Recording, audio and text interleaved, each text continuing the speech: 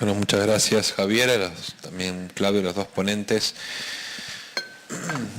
Bueno, dejamos ahora un momento para preguntas, hacemos la misma dinámica, si pueden, les tenemos que hacer pasar porque como estamos grabando necesitamos que lo digan al micrófono, no es por una cuestión de querer exponerles, o sí también, pero así queda registro. Así que si tienen preguntas, si pueden pasar, por favor, levantar la mano y pasar.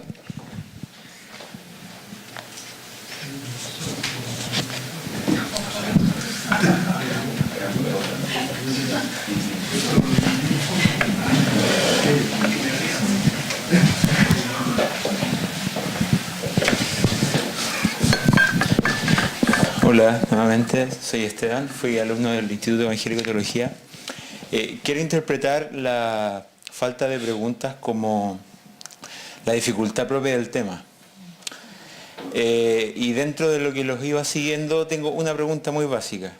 Si es que acaso lo que expuso cada uno es contrario, porque uno hablaba sobre la interpretación del texto como se me presenta y el otro hablaba sobre los vestigios de la tradición, y quiero saber cómo pueden dialogar. Esa es mi pregunta. ¿Pregunta?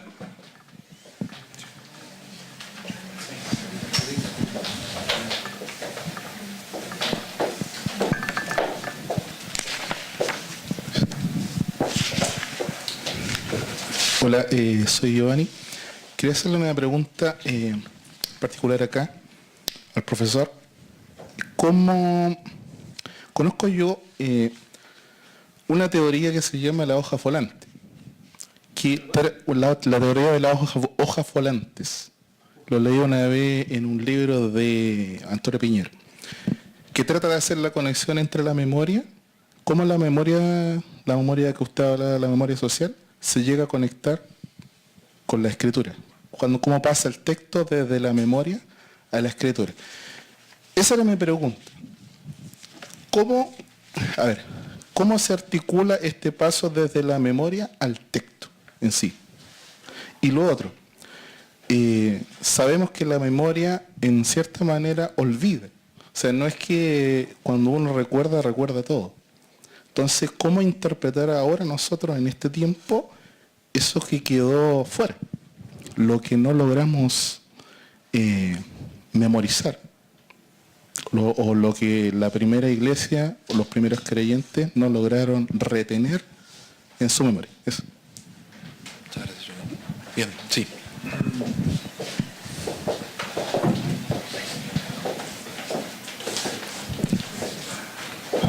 Javier, me encanta el tema de la memoria, porque no hemos sido incluidas en la memoria, ¿no? Entonces, ¿cómo tú ves ahí, entonces, cómo puede aportar esa mirada desde la memoria también para reconstruir o para construir un nuevo lugar también para las mujeres, ¿no? en los relatos bíblicos, ¿no? En las historias bíblicas? ¿Alguna pregunta más? ¿No? Bueno, me permito agregar una pregunta para los dos, o dos preguntas en realidad. Una es con respecto al estatus de las hermenéuticas bíblicas en América Latina, del estudio formal y de las escuelas latinoamericanas. ¿Cuál sería el balance y el análisis que hacen comparando con las posiciones que ambos presentaron? Eso por un lado, o sea, una cuestión comparativa para América Latina. Y en segundo lugar, ¿qué lugar tiene, y acá ya es digamos, una opinión personal, que en América Latina creo que prepondera bastante lo que es una hermenéutica sociopolítica del texto bíblico? Entonces, ¿en qué sentido las posturas que ambos plantearon incluyen y a su vez resignifican esta preponderancia de los estudios sociopolíticos, lectura sociopolítica del texto bíblico? Claudio, ¿qué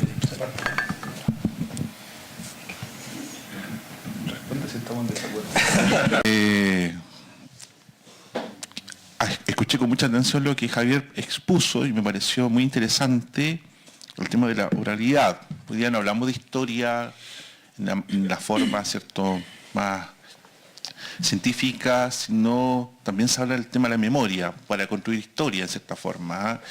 Eso se debe a que el paradigma de lo científico, de la objetividad, está en crisis. O sea, hablar de que podemos aprender lo objetivo, ¿cierto?, poder entender esto de una manera objetiva, está en discusión. Por eso el método histórico crítico también está en esta forma vulnerable, porque si se apropia el concepto de objetividad, de alcanzar una realidad, una verdad, no hay fundamento en esto hoy día para poder hacerlo. Y creo que el tema de la memoria es una respuesta a esta problemática. Porque si escuché bien, y yo creo que Javier acá es más experto en este punto, esta memoria comunicativa no se da en este caso de albergarse este concepto de objetividad o de método más o menos científico. Si me equivoco, él me dirá que no. En el caso de Riquier, lo que estamos hablando es este tema de que el texto, me puedo reencontrar en mí mismo en el texto. Por tanto, todo lo que nosotros hemos visto en el método histórico crítico o en algunos métodos históricos gramáticos o todos estos otros métodos que también se apropian este concepto de objetividad, de entender que podemos saber lo que el autor pensó, de que podemos saber lo que los destinatarios creyeron, entra en una crisis también donde el texto se puede aplicar muy lejano a la realidad del lector. Yo creo que en este aspecto, tanto la memoria como lo que plantea en esta apertura del texto, donde yo me puedo reencontrar dentro de mi realidad con el texto, ¿cierto?, donde me distancio pero al mismo tiempo me acerco, donde me pierdo pero al mismo tiempo me encuentro, es lo que hoy día nos permite hablar de una hermenéutica contextual, que nos permite contextualizar a la realidad del texto, a la realidad del lector, y puede hacerse presente frente a esa realidad. Por ejemplo, yo estoy muy de acuerdo con las lecturas comunitarias, donde la comunidad lee un texto y lo interpreta a partir de su experiencia comunitaria. Eso sería un texto, ¿cierto?, una interpretación narrativa del texto. Bueno, eso sería la primera instancia que yo vería como un acercamiento. Voy a dejar que Javier me diga si está de acuerdo o no.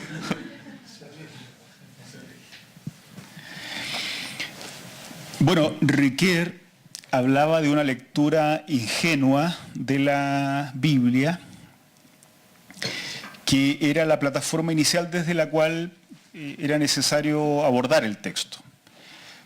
Para evitar que la lectura ingenua se quedara en eso, él proponía un abordaje exegético, lo más científico posible, en realidad.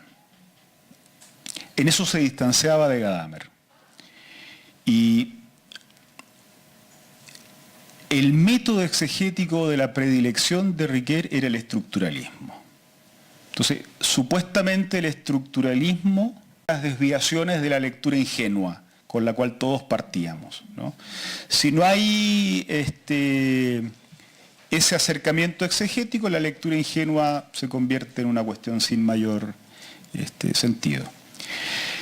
Claro, el estructuralismo de la época de Riquier, que fue abrazado en América Latina de manera bien importante en su tiempo, era de un estructuralismo estricto, absolutamente sincrónico. Yo lo voy a decir de esta manera, hay que matizarlo después, pero lástima que esto va a quedar filmado. Era sincrónico al absurdo incluso. Era sincrónico hasta el absurdo. Entonces, no, claro, en este punto lo que yo propongo es lo contrario. Yo lo que creo es que así, dentro de las modas que Hurtado menciona y las falacias, él presenta el estructuralismo precisamente como uno de estos abordajes que un tiempo tuvo mucho énfasis y que no aportaron nada al conocimiento de los textos bíblicos realmente. Yo voy un poco más allá. Si uno toma en cuenta que estamos frente a una cultura oral, o sea, que tiene textos como ayuda a memoria, pero que no los lee porque para las personas genera sospecha. Todo lo que descubrió el estructuralismo, o mucho de lo que descubrió el estructuralismo, imagínate estos sistemas concéntricos, por ejemplo. ¿Qué sentido tienen nunca lo leyeron. Nunca nadie vio una estructura concéntrica, nunca nadie la percibió, nunca nadie recibió el impacto de una estructura concéntrica. Estoy exagerando, esto hay que matizarlo después. Pero efectivamente lo que ha pasado es que ha habido una nueva conciencia de que hay que volver a los métodos históricos, tal vez no con el rigor purista de los métodos histórico-críticos, pero hay que volver a tomar conciencia de que estamos frente a textos que son muy antiguos. No es posible un análisis sincrónico sin tomar en cuenta el referente extratextual. Por eso gran parte de los estructuralistas escribieron libros como estructuralistas y al par de años ya eran postestructuralistas. Y algunos de los grandes defensores del estructuralismo inicial en América Latina, como Croato, por ejemplo, eran especialistas en cultura antigua. O sea, realmente matizaban estas cuestiones con mucho rigor, digamos. No era posible un estructuralismo como el que Ricoeur mismo defendió. No sé si me pronuncio sobre las otras preguntas. ¿Ahora? ¿Qué pasa con las mujeres? ¿Y qué pasa con lo que se quedó fuera? Claro, precisamente yo crecí en una forma de iglesia, permanezco en la misma iglesia, la misma denominación por lo menos, pero es una forma distinta hoy día. Pero en la época en que crecí, en el sur de Chile, si algo no podía encontrarse en la Biblia, no valía. Pentecostal, pero éramos medios pentecostales, ¿no? Si hay experiencias que tú no puedes justificar porque aparecen en la Biblia, entonces no vale. Esa era la lógica antiguamente en nuestra iglesia. Claro, hay un montón de cosas que quedaron fuera y que no están en la Biblia, por lo tanto nunca las vamos a encontrar en la Biblia. Eso es lo que hoy día pienso. Pero esto es muy bíblico además. En el Evangelio de Juan, por ejemplo, al final del Evangelio, el escritor dice que Jesús hizo un montón de cosas más. No cabrían en el mundo todas las cosas, si se escribieran los libros de las cosas que Jesús hizo, no cabrían en el mundo. Los evangelios, especialmente el de Juan, pero probablemente se puede aplicar a todo, y la teoría de la memoria social lo ha reafirmado, son simplemente la selección de acontecimientos que han impactado la vida de los transmisores posteriormente. Nosotros no tenemos idea la totalidad de las cosas que hizo Jesús porque lo que se comunicó es solamente una parte muy pequeña, probablemente lo que impactó como digo, a estos transmisores. La teoría de la memoria social dice, sin embargo, adicionalmente, que eso que se rememora en los marcos culturales del presente de quienes están recibiendo la memoria. O sea, todo lo que se dice y se deja de decir en la Biblia está determinado. Hay que tomar conciencia que la cultura del siglo I es una cultura patriarcal. No debiéramos imaginar que, o no debiéramos tener esperanza de que aparezca visiblemente la figura de mujeres, o más visiblemente como las veríamos hoy día, en una cultura donde eso no es esperable. Pero el hecho de que no aparezcan no debe entenderse como que su ausencia es el mensaje del texto. ¿Se entiende? Quienes leen la Biblia literalmente suponen que lo que está ausente no vale. Es lo de mi iglesia antigua. Si no lo puedes mostrar en la Biblia, no vale. Es lo contrario. Bueno, no exactamente lo contrario, pero es diferente, ¿no? Lo que está es aquello que cierto grupo específico consideró relevante rememorar. Pero lo rememora no como ocurrió, sino como es relevante rememorarlo para la comunidad receptora.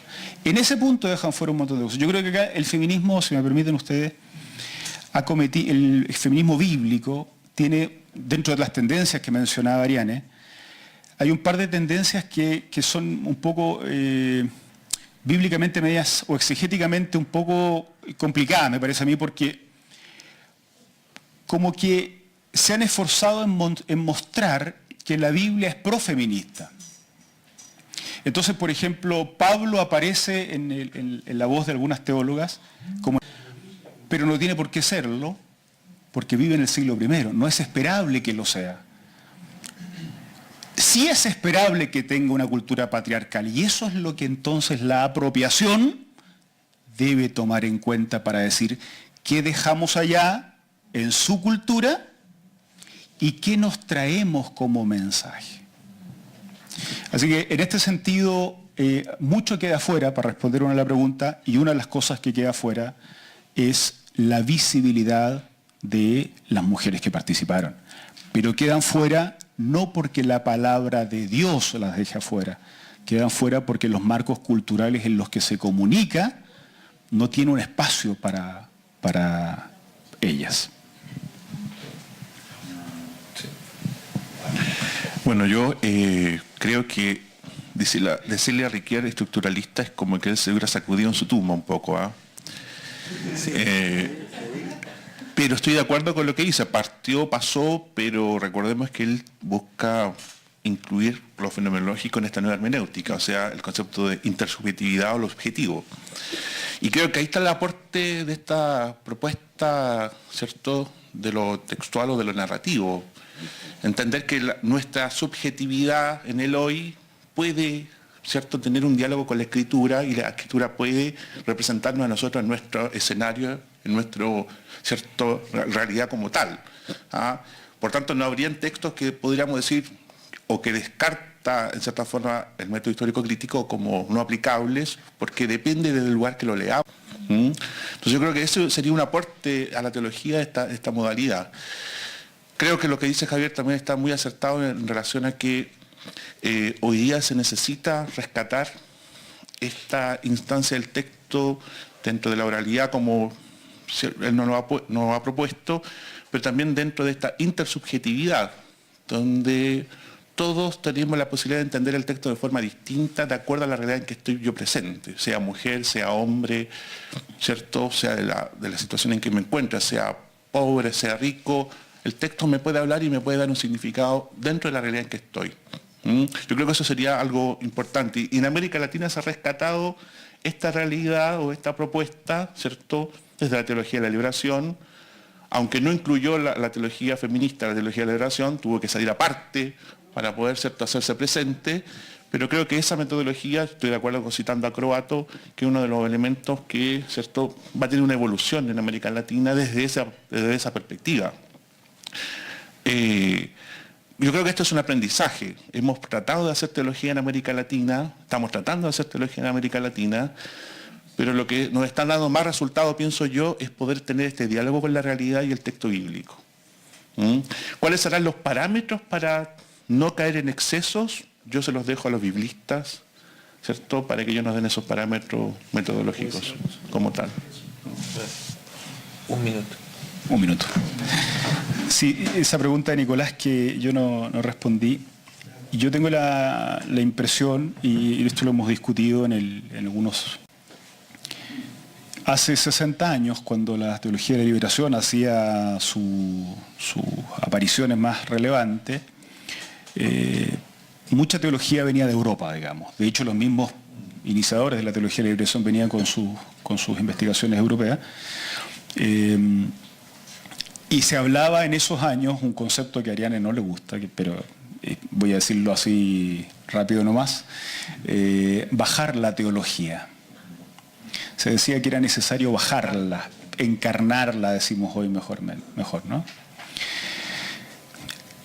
La cuestión es que este discurso durante 60 años de bajar la teología, bajar la teología, bajar la teología, bajar la teología, rechacemos lo que está arriba, rechacemos lo académico. Tengo la impresión de que se instaló durante 60 años en América Latina una especie de antiintelectualismo teológico, antiacademicismo teológico, y uno se pregunta si hay algo para bajar a estas alturas. Porque cuando tú vas hoy día a las librerías o a algún lugar, lo que te encuentras para bajar se ha escrito en otros lados, no en América Latina.